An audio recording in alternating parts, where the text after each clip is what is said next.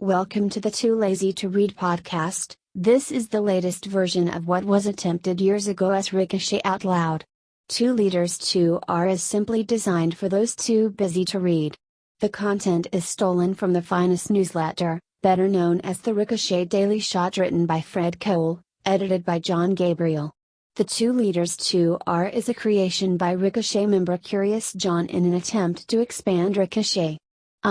Curious John believed the greatest posts of Ricochet as well as the Daily Shot could be converted into podcast form like the following.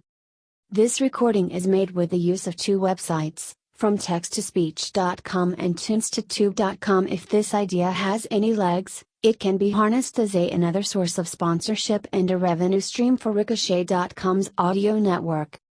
Today's 2 Liters 2R is read by Daisy. It was originally written for Friday, June 9, 2017. Opening shot. It is one thing to show a man that he is in error, and another to put him in possession of the truth. John Locke. Comey speaks. Yesterday saw the much-anticipated public testimony of ex-FBI Director James Comey in front of the Senate Intelligence Committee. You can find a transcript of his testimony here and video of it here. So what did he say? Well, first, he didn't read his prepared remarks, which were released Wednesday. You can find them here. Instead he jumped right into it. Comey was clearly upset about the way he was fired and was sure to make an issue of it. The law required no reason at all to fire an FBI director, he said. The administration chose to defame me and, more importantly, the FBI by saying that the organization was in disarray, that it was poorly led, that the workforce had lost confidence in its leader. Those were lies, plain and simple. And I am so sorry that the FBI workforce had to hear them, and I'm so sorry that the American people were told them. He was asked extensively about the so-called Comey memos, a series of memoranda written after his one-on-one conversations with Donald Trump. When asked why he felt the need for a written record, Comey cited a combination of factors: the circumstances, the subject matter, and the person I was interacting with. Specifically, Comey said it had to do with the nature of the person he was dealing with, and I was honestly concerned he might lie about the nature of our meetings, so I thought it important to document. How did those memos make their way to the public? Comey admitted that, after the president publicly threatened him on Twitter, he was the one who leaked them, by way of a friend of his, Columbia Law School professor Dan Richman. Although Comey didn't mention Richman by name during the testimony, Comey said he leaked the memos in the hope that a special counsel would be appointed to investigate things. That's kind of the big deal. Comey claimed that, since he had written them, they were his own personal documents, not government documents, to be shared as he saw fit. I understood this to be my recollection recorded of my conversation with the president. As a private citizen, I thought it important to get it out. They may come back to bite him, and questions are already being raised about whether he broke any laws. The other big revelation that came out of the hearing is that last year, AG Loretta Lynch ordered Comey to refer to the investigation into Clinton's email server as a matter, instead of an investigation, which matched the Clinton campaign's own rhetoric. Comey said that he didn't consider it a hill worth dying on and followed orders. And it ended up not mattering, since it was reported as an investigation anyway. There you have it. Comey testified for just under 3 hours, starting at 10 a.m. and wrapping up a little before 1 p.m.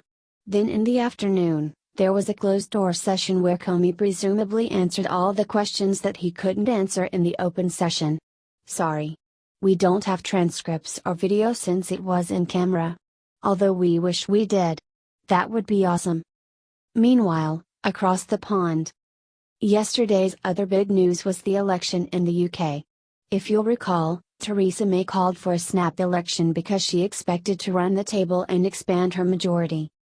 First, if you need a quick primer on the UK election, the system, and the stances of the parties, we suggest this video. Going into the election, May's Conservative Party held 330 seats. But May was hoping for more, and for a national endorsement, so she called the snap election. Well, it didn't work out so well for her. The numbers haven't been finalized yet, But as of this writing, it looks as if the Conservative Party has lost enough seats that they won't be able to keep their majority. That means they're going to end up forming a coalition government with one of the other parties. Which one? We'll tell you that when it happens. South Koreans put that on ice. The recently elected government in South Korea has decided to suspend the deployment of THAAD, the American missile defense system. During the recent campaign, now President Moon Jae-in called for a halt to the system's deployment. There are already 2 THAAD launchers in place. They won't be pulled out. They were declared partially operational right before the election, but the 4 additional launchers are on hold until after a full-blown environmental impact assessment is completed, and Parliament will vote on any future deployments. So what's going on here? Well, the Chinese had loudly opposed the THAAD deployment. They're worried that the system's powerful radar system could be used to spy on them. That's put a major strain on relations between the ROK and the PRC. Put another way, it's costing the South Koreans a lot of money. Their trade with China is hurting because of a combination of boycotts and decreased Chinese tourism. Core sales from South Korea to China, for example, dropped 52% on the year in March, just because of this THAAD issue. Tourism was down almost 40% from the previous March. Sorry I broke your glasses, let me write a check. Newly minted Republican Congressman Greg Gianforte made news on the eve of his election when he body-slammed reporter Ben Jacobs. On Wednesday, Gianforte tried to make things right by issuing a written apology to Jacobs. And accompanying that apology was a check for $50,000 to the Committee to Protect Journalists, a nonprofit that promotes journalists' rights around the world. The statement and the donation were part of a settlement to keep Jacobs from suing the crap out of Gianforte. Gianforte's got deep pockets too. He's worth somewhere north of $300 million. Jacobs issued a statement of his own, accepting the apology and saying, "I hope the constructive resolution of this incident reinforces for all the importance of respecting the freedom of the press and the First Amendment and encourages more civil and thoughtful discourse in our country." While this solves Gianforte's civil problems, the congressman-elect isn't out of the woods yet. He's still facing misdemeanor assault charges, which could land him in jail for 6 months, plus a $500 fine. We swear, we don't seek out Florida stories, they just happen. Jonathan Hinkle recently placed a call to 911. It was an emergency, he said. His grandmother had just had a stroke in the parking lot and he needed a ride to go help her, at Hooters. He even offered to pay.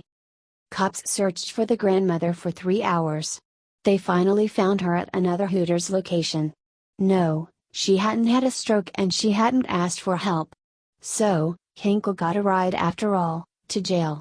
He was arrested and charged with misusing 911, which, yes, Mr. Hinkle, is actually a crime. As for the grandmother, she's fine. We just hope to God that when they found her she wasn't on the job. Meanwhile, at Ricochet, the conversation about Dennis Prager's piece on President Trump's conservative critics continues. Over at NR, David French added to the discussion with a piece about how, rather than a civil war, the U.S. is headed for a divorce. And Ricochet member Robert McReynolds responds to him with an examination of the good and bad of French's argument. Ricochet member Majestique reconsiders the case of Sam Harris, the neuroscientist and well-known atheist. It turns out that rather than the knee-jerk progressive leftism we expect from public atheists, Harris is friendly to classical liberal values. Do you need to hate Belmont to love Fishtown? Ricochet community moderator Midget Faded Rattlesnake discusses the plight of self-hating Belmontonian and, we'll just let her explain it. Also, is it bad that we're jealous of Midge for cranking out so much content? New Ricochet podcasts. We know you have your car's inspection scheduled for the weekend. Hopefully Donna will get that check engine light to turn off. Luckily, we've got plenty of podcasts for you to listen to. First up, on Law Talk, it's the death of a bachelor. No, not the TV show. God isn't that merciful. Richard Epstein and John Yoo talked to host Troy Senik about his recent elopement. Oh, and some stuff about the Comey hearings, the 25th Amendment, the Paris Agreement, obstruction of justice, John eating lattes. Headlines for Trump are good, headlines for Trump are bad. On the Commentary podcast, John Podhoretz, Abe Greenwald, and Noah Rothman soared through it all, and whether we've forever destroyed the American norms prohibiting the corruption of federal public officials. Jane Ortoliner is away this week, so Mona Charan is flying Need to Know solo. Luckily, she has a pair of great guests. Charlie Sykes and Peter Winters stop by to talk about the Comey hearings and the larger questions facing conservatives in the Trump era. What's it like to be the White House correspondent for a major newspaper in the age of Trump? On the latest episode of The Fifth Estate, the boys welcome Maggie Haberman to answer that question and many more. On a very special episode of HWX, the boys talk about the most critical issues of our day, specifically the silver anniversary of MTV's The Real World with special guest rep, Sean Duffy, who is married to Real World alum Rachel Campos.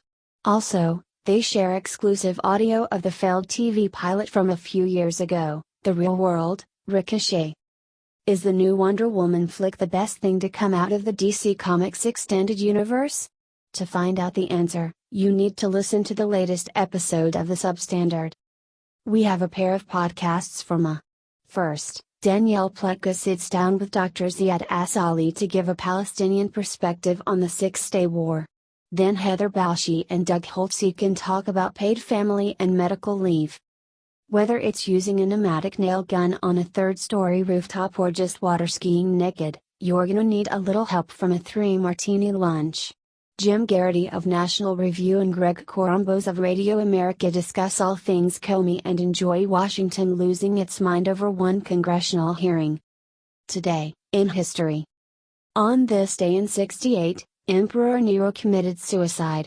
But in typical high drama fashion, first Nero quoted the Iliad, then he got someone to help him commit suicide, then when he was found bleeding to death, his final words were too late. This is fidelity.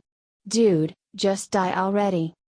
On this day in 721, Odo of Aquitaine defeated Al-Sam ibn Malik al-Khalani at the Battle of Toulouse. Odo would later go on to become chief constable of a space station. Which, we know, seems like an odd career turn. On this day in 1934, Donald Duck made his world premiere in a cartoon called The Wise Little Hen. You can watch it here. As with most Disney cartoons from the 1930s, it's beautifully drawn and colored, full of music, and terribly, terribly boring. We heartily recommend. It's always a good idea to keep an eye on the future. New technologies, new tools, and new ideas are always out there. You don't want to be taken unaware when there's a new kind of glow-in-the-dark arugula or when the robots take over and turn us into slaves. But how do you keep tabs on the future? We heartily recommend The Future of Everything from our good friends at the Wall Street Journal. This new podcast covers everything from indoor urban farming to smart guns to vat-grown beef. We only have one complaint about this podcast: it's too short. Most episodes are 20 minutes or less, so just when you're getting started, it's over. We want more, damn it. Upcoming Ricochet member meetup. Events: Las Vegas, July 21st. Reagan Library, Simi Valley, California, July 23rd. For more information visit ricochetmeetup.com. These events are for Ricochet members only, but if you're not a member, you should join now. Once again, the content was stolen from The Daily Shot without their permission. This podcast is not, at least not yet, a production of Ricochet.com. Let's see if 2 Leaders 2R can win its way into whatever Rob Long has cooked up to rival NPR. Written by Fred Cole. Edited by John Gabriel. Become a Ricochet member. Copyright 2017 Ricochet, all rights reserved. The Daily Shot is written and distributed by Ricochet.com.